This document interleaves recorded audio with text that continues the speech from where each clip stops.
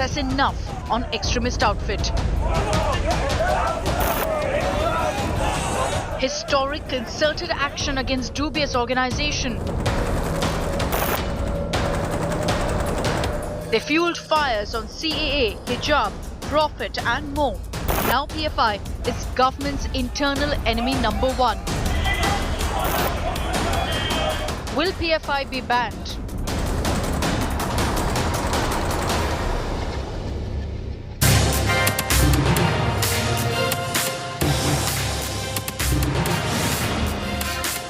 Thanks for being with me, Shiv Aroor here on 5 Live. The big ban on the Popular Front of India is on the horizon. I can tell you that it's going to happen very soon. It's not a question of if, it's only a question of when. All the dithering of the past, all the lack of clarity, all the ambiguity, all the lack of sureness of hand has evaporated over the last 48 hours as 2 sets of nationwide raids have been conducted.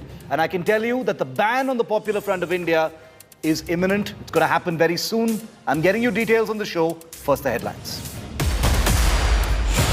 Sachin Pilot lands in Delhi as the Rajasthan crisis continues to escalate. He may meet Sonia Gandhi any minute now.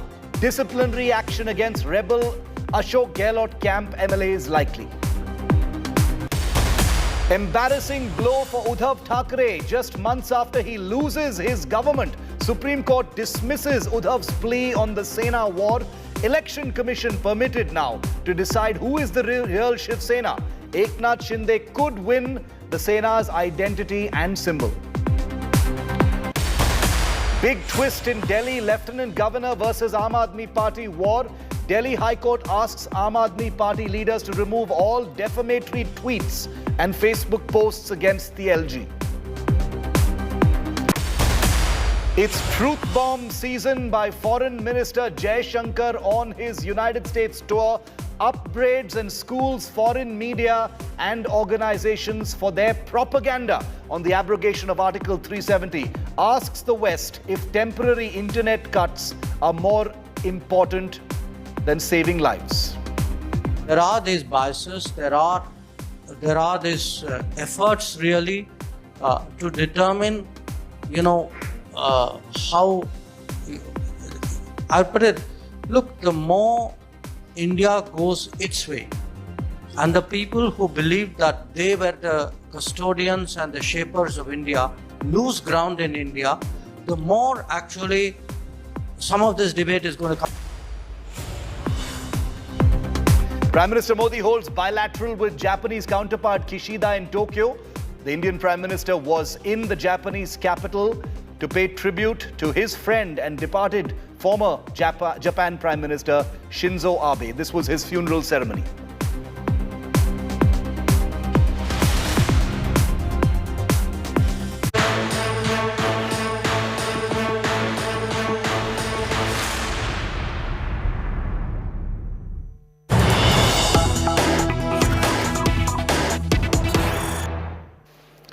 It's the big breaking story that India Today has led with over the last 48 hours. Sources telling India Today, after 2 rounds of raids against the Popular Front of India, the radical Islamic group, the outfit could be banned by the centre. There is very strong buzz, the strongest buzz so far perhaps, that all ambiguity has evaporated and that the centre, states and all organizations concerned have come together with a unified purpose now to possibly ban the Popular Front of India. State after state has called for a ban on this radical Islamist outfit that has been linked to many violent incidents in the country. PFI funds, camps and subsidiaries are under the scanner, and we are given to believe that a ban on the PFI could happen sooner rather than later. All the groundwork has been done, all the dossiers have been compiled, and a ban could very much be looming on the horizon. India Today's Amit Bharadwaj has been on the ground at locations where this new round of crackdown has been taking place today. The raids are still very much on. As a matter of fact, Amit, it looks like all of these actions being taken as part of Operation Octopus or Operation Midnight, the 2 operations that we're hearing about, are all to create that foundation for the axe to fall. The ban has been talked about for many years, but it looks like now that stage is set for that, Amit. You have rightly pointed it out, Shiv. You know, whether it be the UDF government in Kerala or the LDF government in Kerala, two different political parties, two different ideologies. But as far as the PFIs, their stand on PFI is concerned, they had said in the past as well that activities of the Popular Front of India needs to be immediately banned. And the files were sent to the Home Ministry. And after that, we had seen that, in the DGP meet in 2018 as well, there were calls for banning the Popular Front of India and its organizations. But ever since, what we have seen is that action of the central agencies against the PFI and its outfit, as well as its leaders at different levels, whether it be state level or the national level, have been increasing. The NIA as well as the Enforcement Directorate has been taking action against the Popular Front of India outfits and its leaders. But it comes on September 22nd, which marked the beginning of Operation Midnight, where pan-India crackdown on Popular Front of India, its state leadership, its central leadership was carried out. And in continuation of that, several raids were conducted. Today as well, near 170 people have been already detained, which means, Shiv, as you pointed out, the chorus for a ban on PFI, which is becoming strong now, a stronger case is being built by the central agencies to make sure the things head towards that direction. Back to you. Okay, very, very interesting. Remember that the crackdown has continued for the second time in just the last 1 week that Amit has been tracking. Let's just show you what those raids have actually looked like in different parts of the country. And these are truly pan-Indian, raids that have been taking place from east to west, north to south. They've been taking place pretty much everywhere. India Today's cameras have captured the raids in at least 10 locations, but the actual raids have happened in a much higher number of locations, from Karnataka to Uttar Pradesh to Maharashtra to places like Gujarat. Even in Delhi, there have been detentions. Over 170 persons have been arrested just in the swoop down that's taken place today. It's called Operation Octopus. And today, that's Tuesday, round 2 of this crackdown against the Popular Front of India unfolded. Raids across 8 states, over 170 Popular Front of India members arrested. Here's how it played out in a very dramatic day today.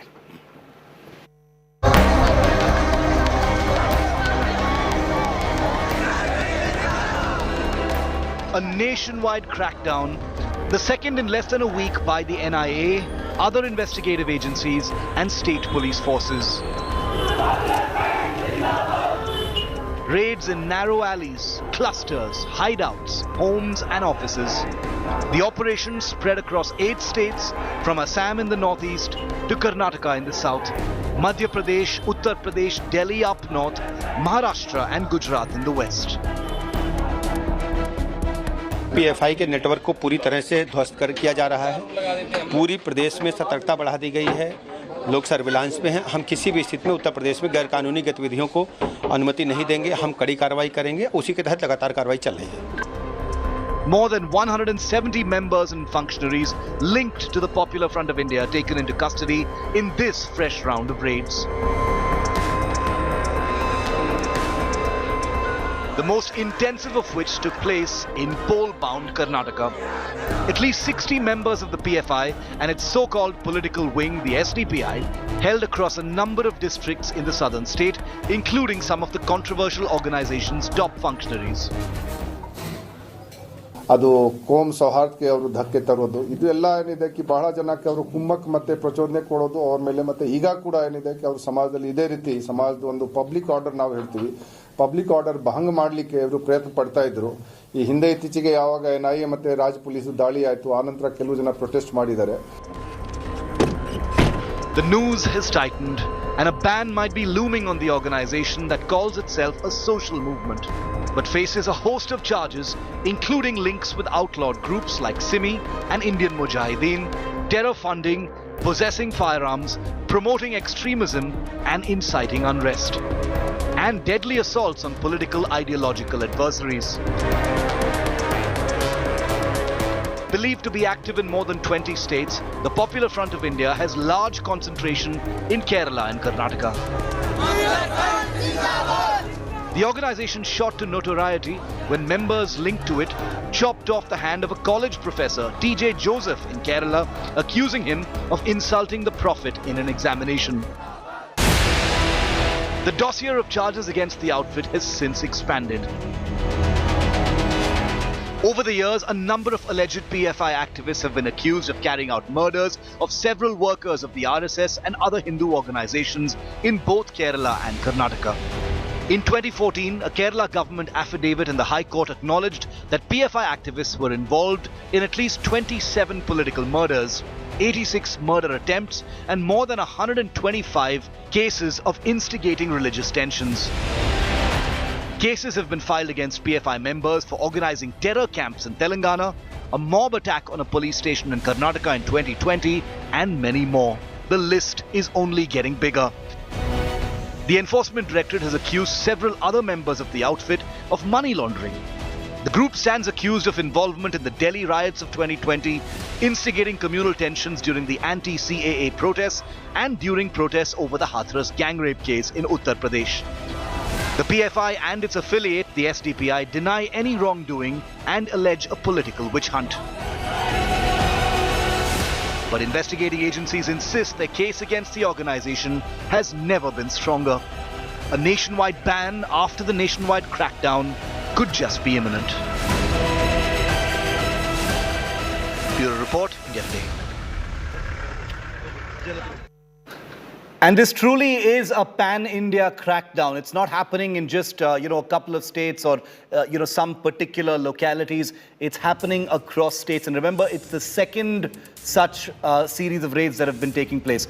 Delhi, Assam, Karnataka, Maharashtra, Uttar Pradesh, Gujarat, Madhya Pradesh, to name a few, and multiple locations in all of these states. Pretty much statewide crackdown in at least 8 of those states have taken place, with 170 persons arrested or detained or preventively detained so far in all of those places, including 30 in the national capital alone. Here's what that swoop down looked like today. Here's an exclusive detailed report on that.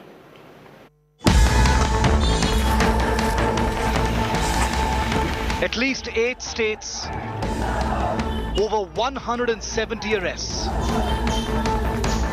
Another mega anti-Popular Front of India crackdown.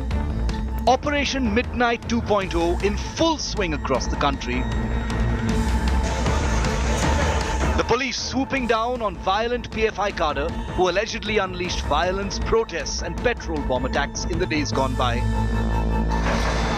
After the initial NIA crackdown, Karnataka witnessed the biggest swoop down on PFI, with over 75 active members arrested by the police.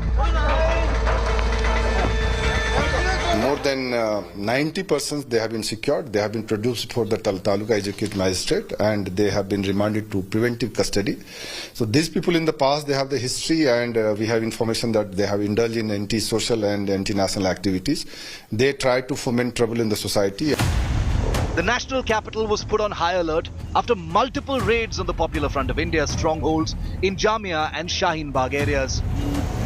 Section 144 was imposed for 2 months and candle marches were banned. Jamia University students were warned against troublemongering.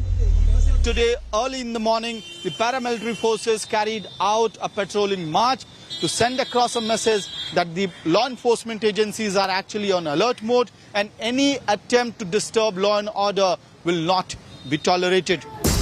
Top anti-terror squad sources tell India Today that this second crackdown on the outfit was spurred by a planned attack on RSS headquarters after PFI members collected data about an RSS leader's Dashera plans. Not just that, sources say that top BJP leaders have been identified as targets by the outfit. The Popular Front of India released a poster of all its arrested top leaders, claiming a witch hunt against them by the centre. The PFI is emerging as a top internal security threat. Will the government now go ahead and ban the organisation? Bureau Report, India Today. Amit, given that this is the second time such a, large-scale nationwide set of raids is taking place, how long is this going to continue for? What's the end game? The ban might happen in a few days from now, but how long are these raids going to continue for, Amit? Well, Shiv, as far as the NIA or the Enforcement Directorate is concerned, or rather today many local law enforcement agencies were also roped in based on the inputs from the NIA. What it looks like is that the central agencies at least want to make a watertight case against the Popular Front of India, against its leaders, against its state leaders, as well as the national leaders, as well as the ideologues, so that the entire organization can be pinned down in the spat of legal cases which they will be facing. We already know that for a matter of fact, 5 FIRs have been registered by the NIA. There's a separate investigation that has been launched by the Enforcement Directorate.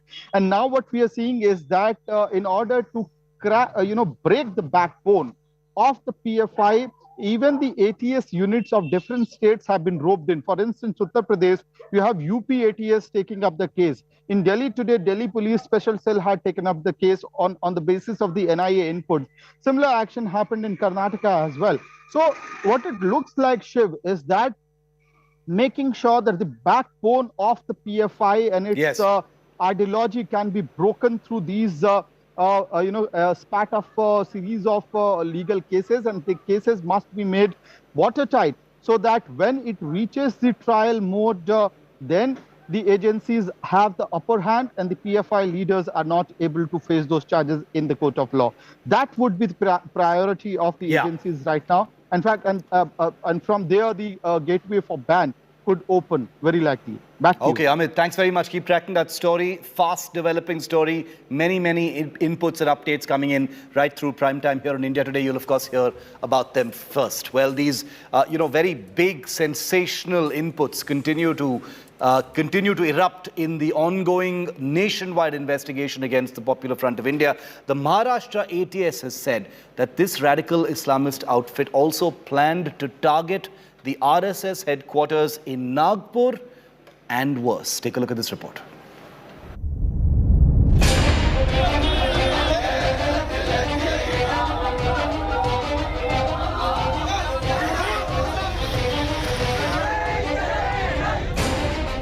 Facing the biggest crackdown in its history, the Popular Front of India has gone on the front foot, protesting, vandalizing and issuing threats of violence.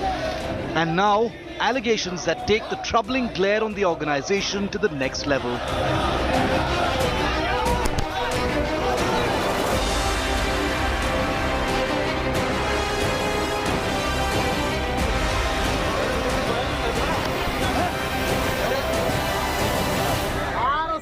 വേട്ടപ്പട്ടികളാണ് ഞങ്ങൾക്ക് പറയാനുള്ളത്.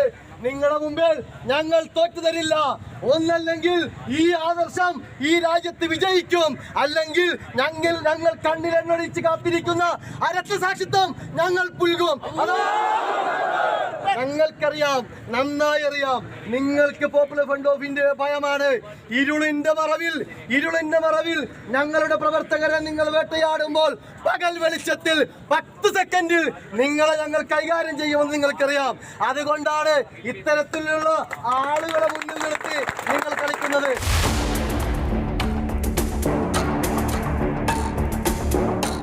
The Maharashtra Anti-Terror Squad on Monday revealed that the RSS headquarters in Nagpur and several top BJP leaders were potential targets for violent attacks by the Popular Front of India. It actually gets worse. The ATS says that it's possible that suicide bombers had been chosen for such attacks. The unsettling allegation from the anti-terror police outfit says that the PFI had plans to collect data about the movement of RSS leaders during the upcoming Dussehra festivities. All of this spilling out just a week after the NIA, CRPF and state ATS conducted historic top-level raids on the PFI, arresting hundreds of its members at multiple locations. As you can imagine, there's a hawk's eye on every single move of the PFI now. With a growing likelihood that there's a so far elusive ban on the organization ahead, state agencies have cracked down in 15 states and 106 PFI locations so far, piling unprecedented pressure on the organization, which continues to protest its innocence even while issuing violent threats. The PFI has so far relied on the government's failure to take a hard decision on announcing a formal ban. But now the shadow of the government's axe is finally darkening. But what has changed so drastically that a ban on the PFI finally appears imminent? For starters, there's a PFI link to many recent violent incidents and protests in the country. The Ghazwa-e-Hind conspiracy in Patna has a clear PFI link. There's a karate school in Telangana which is found to be a concealed PFI weapons training facility. There's a PFI link to the killing of saffron worker Praveen Netaru in Karnataka, and a clear link of the PFI student wing to the Karnataka hijab protests. The Citizenship Amendment Act protests are also said to have a clear PFI imprint. Owing to local compulsions and shape-shifting politics, the PFI so far has dodged the full fist of the state. The question is, with suspicion of terror-style plans in the air, has time now run out for the Popular Front of India? With Divyesh Singh in Mumbai, Bureau Report, India Today. So this is what the Maharashtra Anti-Terror Squad is claiming. It's not us, it's the investigating agency that is actually talking about it. And they say that on target by the Popular Front of India was the RSS headquarters in Nagpur, BJP and RSS heavyweights. No names have been mentioned.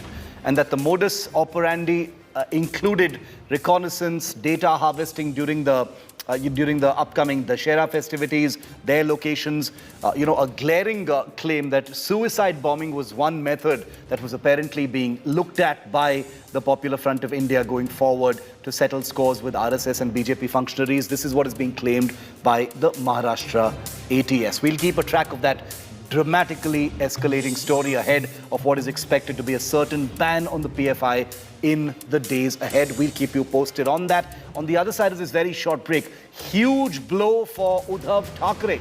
The Supreme Court has dismissed his plea to save the Shiv Sena's identity and election symbol from Eknath Shinde, the man who broke apart the Shiv Sena and became the chief minister. Will it be a big victory for Eknath Shinde?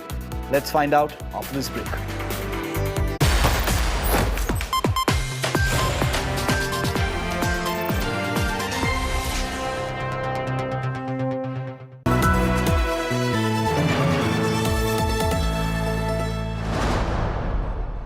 Arvind Kejriwal is on the campaign trail in Gujarat, one of the big upcoming elections. He said the Congress is finished. You look at it on a larger, on a national scale, no, the Congress is not finished, and this is coming from a party which has 0 Lok Sabha MPs right now. Arvind Kejriwal is positioning himself as a potential challenger, if not in 2022, then in 2027. One party who can take on the Congress at this point as the leading opposition in this country is optics. Kejriwal attempted something similar in Uttarakhand, didn't quite work. Small state, didn't quite work. In Goa, yes, he got 6% of the vote, but the Congress was still substantially larger. 14, if he takes 14 Vidhan Sabha seats, this election in Gujarat, the Aam Aadmi Party would have done more than what they wanted to do. 14 is their figure. Aam Aadmi Party is certainly a natural national replacement. This is what Raghav Chadha said, and I totally agree with him, because they've mostly wiped out the Congress in Delhi. Rahul Gandhi actually given up on Gujarat completely. The fact remains he's spending 18 days in Kerala, only 2 days in Uttar Pradesh, and practically it's a splinter yatra that's going into Gujarat. But actually the voters resonate with the Delhi model of governance pitch that they've been making in Punjab, similarly in Gujarat as well, because honestly speaking, what is the Delhi model of governance? I think Kejriwal sold this education health model of his, and these are two areas where Gujarat has traditionally been weak. Delhi is Congress Mukt. Punjab Congress has been defeated. So Arvind Kejriwal is eating into the opposition votes or the Congress votes. Both these states he is successful. In the third state, Congress is in a disarray. I would not write off any political party which has got 35 to 40% vote like the Congress completely. The Congress has a well-entrenched vote in Gujarat. Can AAP completely take that vote over in one election? We don't know. They did it in Delhi. But as I said, Delhi is not India.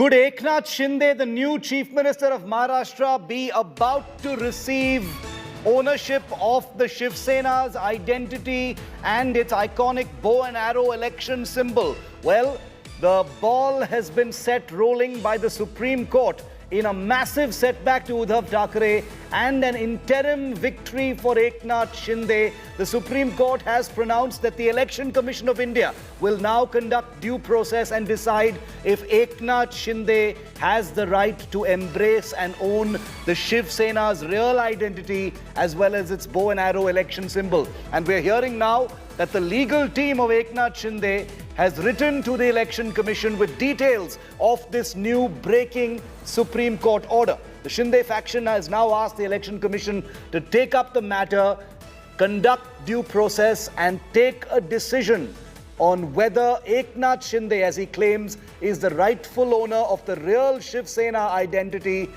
with all its trappings, including most significantly the iconic bow and arrow election symbol. Reactions coming in. For the Honorable Supreme Court said let the process of the Supreme Court continue. So we will now go to the Election Commission. As well as the case of the other case will remain. Is this a setback for the Uddhav Thackeray? It's not a question of setback or nothing. The other day we got the Dashara. What is that? It's not a setback. What for setback? They have given to continue with that. We will plead over there. There also we will have to argue. Sir माझ्यासोबत अरविंद सावंत आहेत ते त्याची चर्चा करू. अरविंद सावंत जी काय सांगणार अरविंद सावंत जी चलो पंडित जी. Thackeray faction leader Arvind Sawant saying it's not a setback, but that clearly is just him putting up a brave face, because today is a big setback for Uddhav Thackeray and team, because it was the Uddhav Thackeray government, Uddhav Thackeray faction that had approached the Supreme Court in order to try and avert the possibility of losing the Shiv Sena name and election symbol to Eknath Shinde. Nalini Sharma with us live. Nalini, does this entire issue now shift out of the Supreme Court and into the hands of the, of the Election Commission? Does the Uddhav Thackeray faction still have any legal remedies, or has that been exhausted? Well, Shiv, the immediate issue, no doubt, does move into the Election Commission for them to decide who the real Shiv Sena is. Yeah. But remember, there is a larger question regarding the disqualification of these MLAs, because there is no 10th schedule that is attracted here, because there is no defection that has happened as such. From the very beginning, Eknath Shinde and all his MLAs have been saying that they are still very much a part of the Shiv Sena. They have not left the Shiv Sena. So there was a larger question before the Supreme Court as to whether or not these MLAs can be disqualified in the very first place or not. So even though that larger question regarding the 10th schedule and the defection law is still pending before the Supreme Court, but the more immediate concern and things that impact Uddhav Thackeray more immediately, things like as to whether or not he will still be allowed to continue to use the Shiv Sena symbol and call themselves the Shiv Sena, is now completely in the hands of the Election Commission. We have to remember that both the Election Commission as well as the Supreme Court of India are both constitutional bodies. So it's not often that we see one constitutional body impeaching upon the work of another constitutional body, but there was a stay that was granted on the Election Commission proceedings earlier, and that's precisely why the Eknath Shinde legal team has now written to the Election Commission to resume the proceedings that were pending before it, putting forth the details of the Supreme Court order that has come out today and asking them to take up the matter once again. So it is in light of the Supreme Court order today that this letter has now been written to the Election Commission to resume the proceedings once again. It might be spelling out bad news for Uddhav Thackeray, like I was telling you earlier as well. It might not just be limited to him losing the government in Maharashtra, but might end up in him losing the Shiv Sena as well, which is for a very long time been the identity of Uddhav Thackeray and has been known with Uddhav Thackeray as well. So in case the Eknath Shinde faction is allowed to use the party symbol, is allowed to call themselves the Shiv Sena, then that will mean a massive setback for Uddhav Thackeray. But the ball is now completely in the court of the Election Commission to decide what needs to be done. There will be proper procedure that will be followed. There is no doubt that the Uddhav Thackeray camp will be given a chance to be heard before the Election Commission, but the decision ultimately lies with the EC and what they do. Okay, let's see what happens in the Election Commission going forward. Certainly, Eknath Shinde will be smiling right now. Uddhav Thackeray stands to lose what his father had created. The election symbol, the Shiv Sena identity could all be gone depending on what happens in the Election Commission. We'll keep a track of that story. Thanks, Nalini, for that update.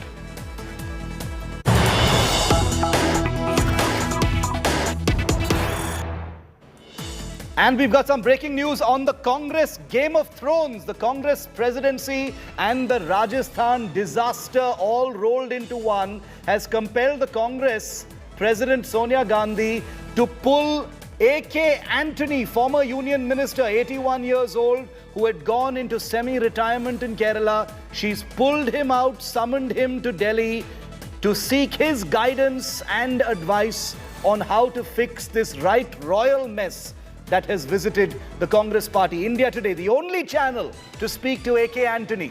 Listen in. Sonia Gandhi, there are reports that Sonia Gandhi has called you. Is it true, like you're going to Delhi? The only truth is I am going to Delhi. But like there's a lot of crisis Only going on. truth is I am going to Delhi. No other comments. I will not comment on any speculation. But the Rajasthan crisis, with the crisis going on in Rajasthan and Gehlot faction moving out, resigning, basically his MLA is resigning. I don't know. Sir, are you of the opinion that Kerala Congress is saying that Rahul Gandhi should be the president? We wait. Let us go. We wait another 2 days. Sonia Gandhi is...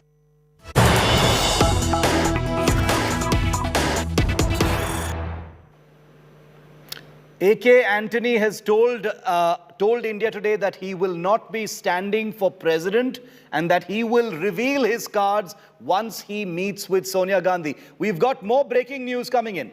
Ashok Gehlot has just spoken to Sonia Gandhi. That's the breaking news that we can reveal to India Today right now. It's the first contact between Ashok Gehlot and Sonia Gandhi after the big controversial rebellion. Ashok Gehlot has just spoken to Sonia Gandhi, but there has been no breakthrough in the stalemate. This is important because it's the first contact between Gehlot and Sonia Gandhi since Sunday's high drama in Jaipur. Our top sources tell us Gehlot has conveyed to Sonia that he would never challenge the Congress High Command. Sonia Gandhi will continue to meet and consult senior Congress leaders before taking a final decision on the Congress president.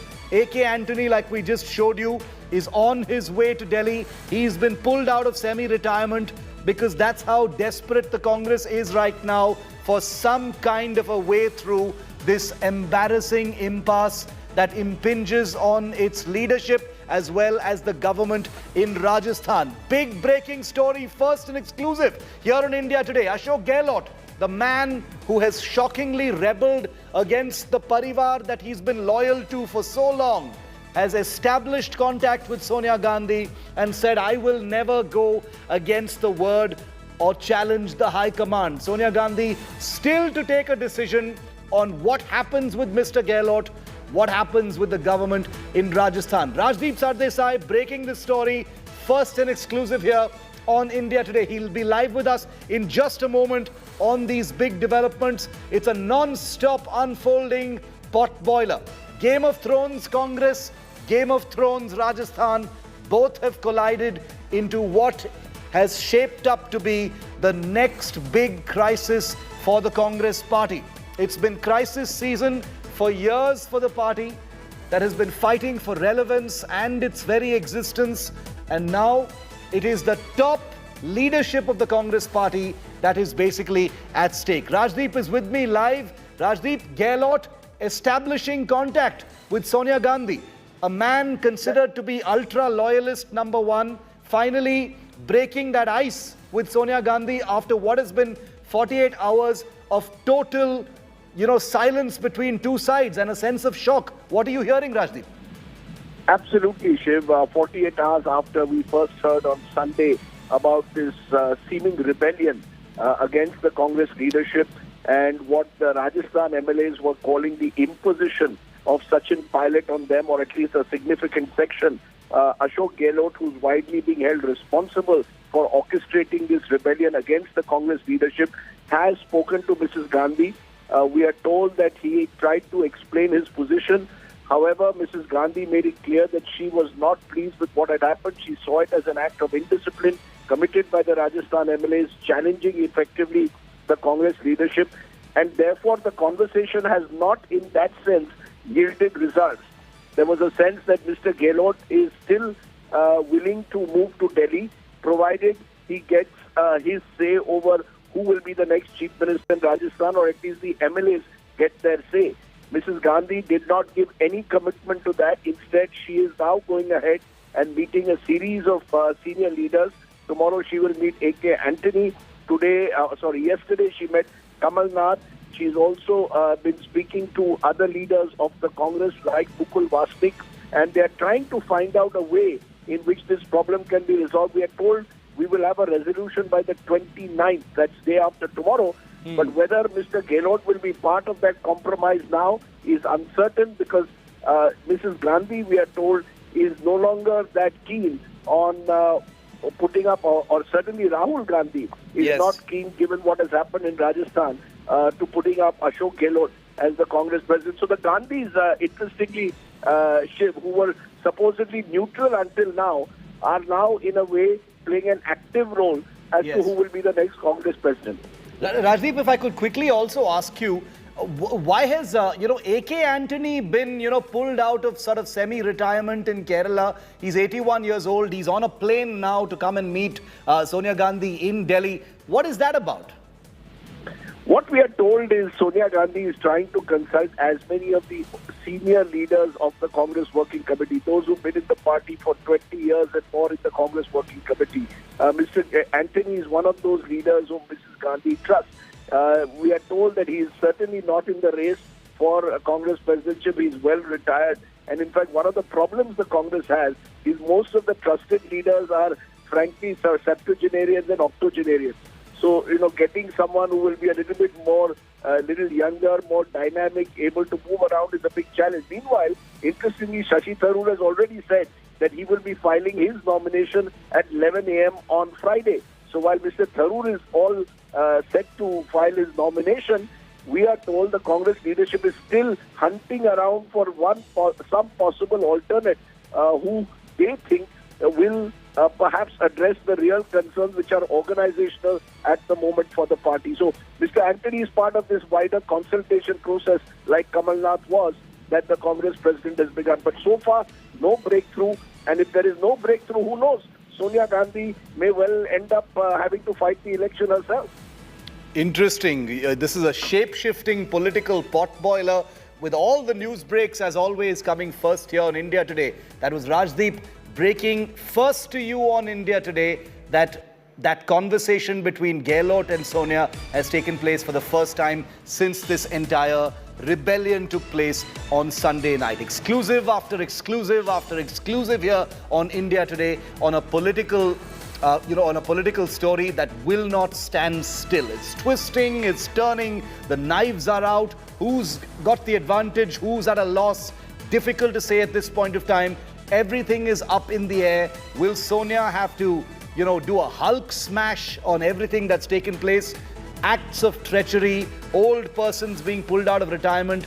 It's a total mess in the Congress party. Let's see where things go from here. Obviously, you'll hear about it first here on India Today. On the other side of this break, you don't want to miss this, because External Affairs Minister Jaishankar, the soft-spoken mantri, is on a tour of the United States where he's been busy dropping viral truth bomb after truth bomb, schooling the foreign media, embarrassing the United States on many of its hypocritical policies, and pretty much going viral on the internet. I've curated the 5 biggest things he's said.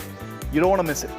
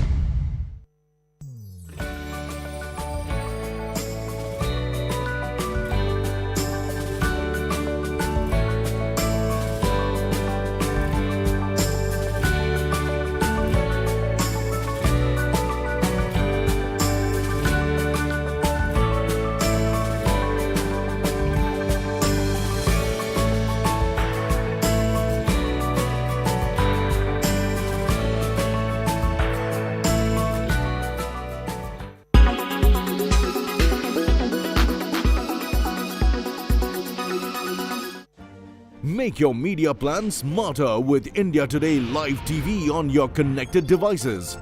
Amplify your brand with 100 million smart internet viewers. To advertise, mail us at sales@aajtak.com. Make your media plan smarter with India Today Live TV on your connected devices.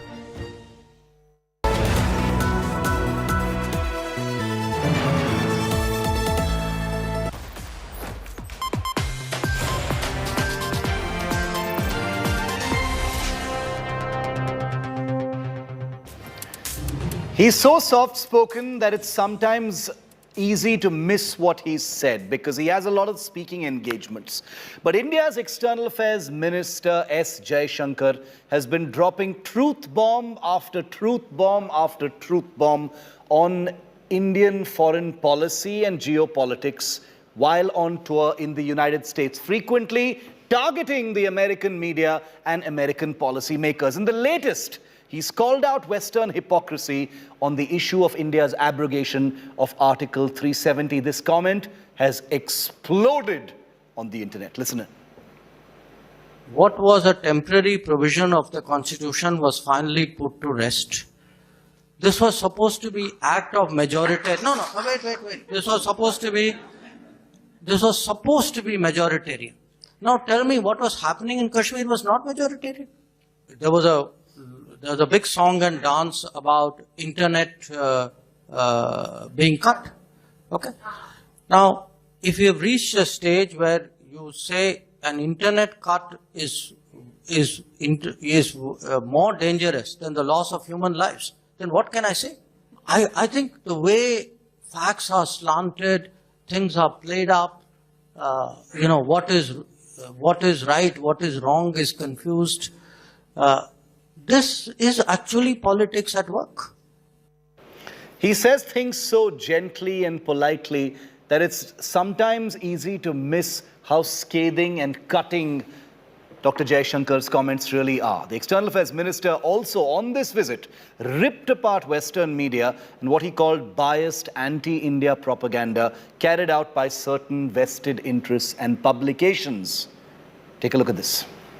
There are these biases, there are these efforts really to determine, how, I'll put it, look, the more India goes its way, and the people who believed that they were the custodians and the shapers of India lose ground in India, the more actually some of this debate is going to come outside.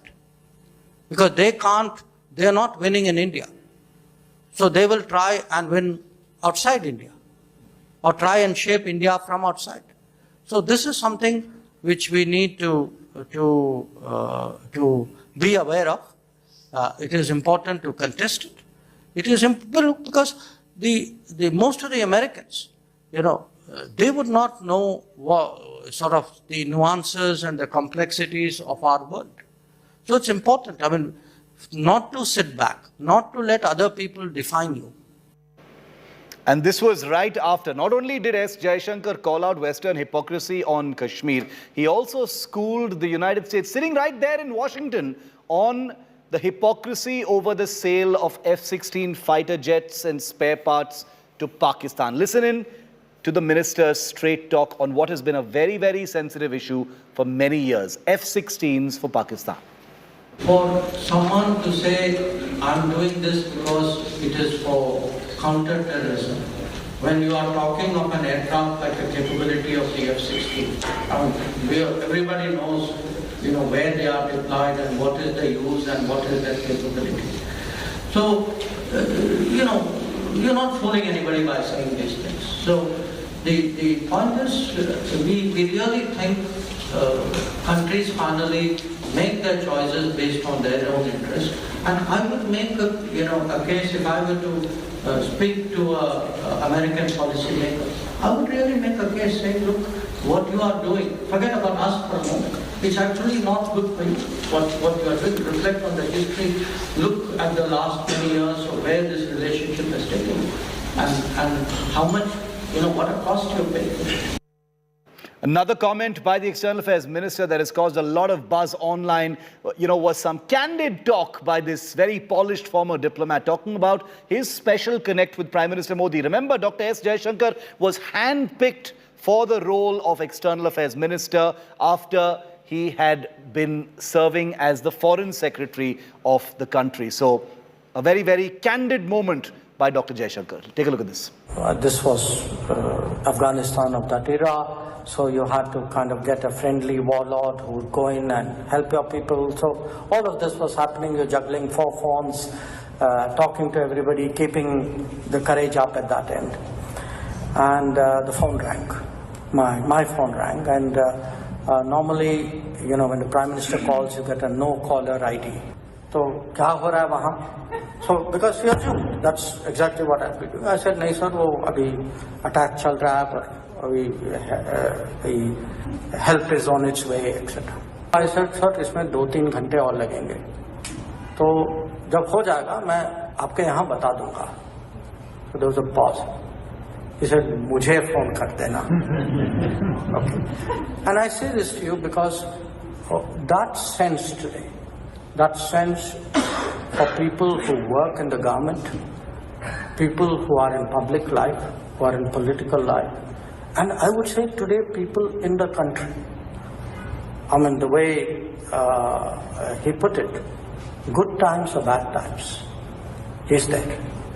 When I was ambassador in China, and he came, he was Chief Minister of Gujarat, he had come on a visit, he had come with an investment business team as well. And quite honestly, we had a lot during that period. I was 4.5 years in China. We had a lot of people who came, a lot of chief ministers who came. And no question, he stood out. He stood out. I mean, I frankly liked Mr. Modi before I met Mr. Modi because I'm a kind of, on certain matters at least, as people who worked with me would testify, possibly complain. I'm a micromanager. I like to go into details. I do my diligence, so I can be quite a pain when in my professional life. Okay.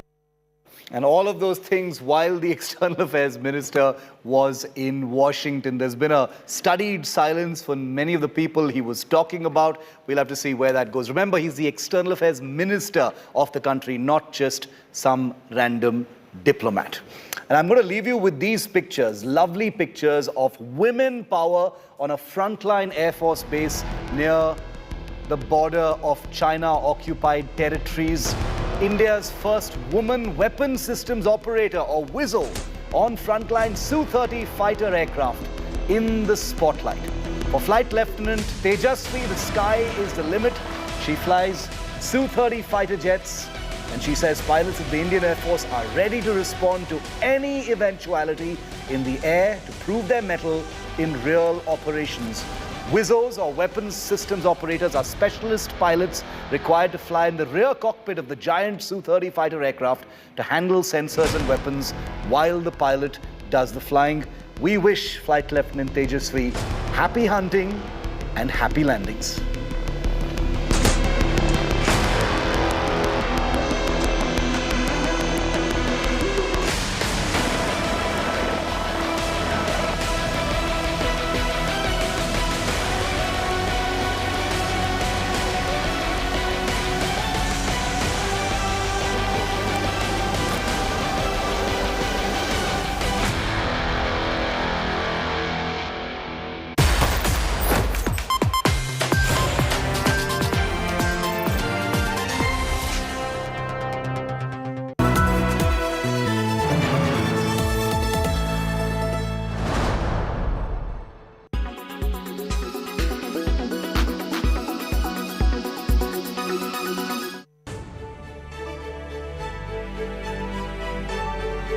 We note India and Brazil in particular as key international actors and worthy candidates for permanent membership within the Council.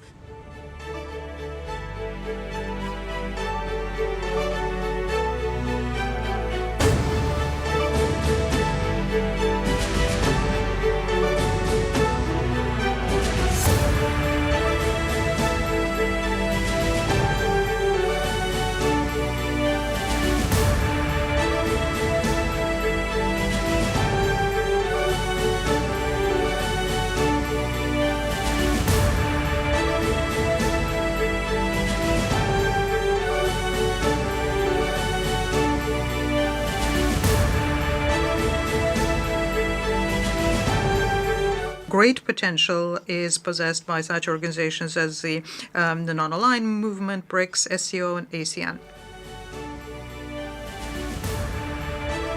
The United States now have the goal of subjugating the Asian areas.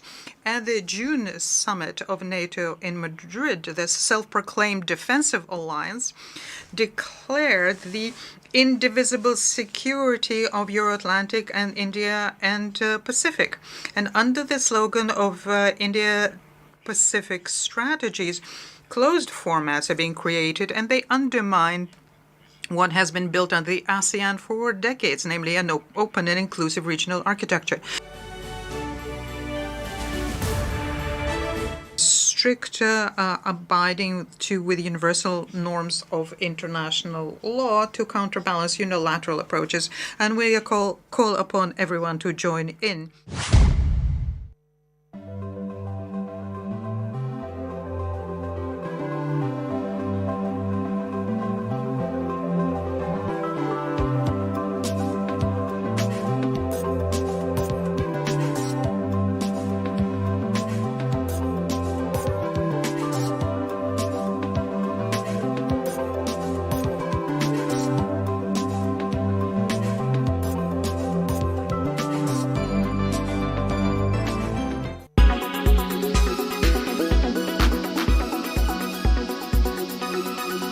Make your media plan smarter with India Today Live TV on your connected devices.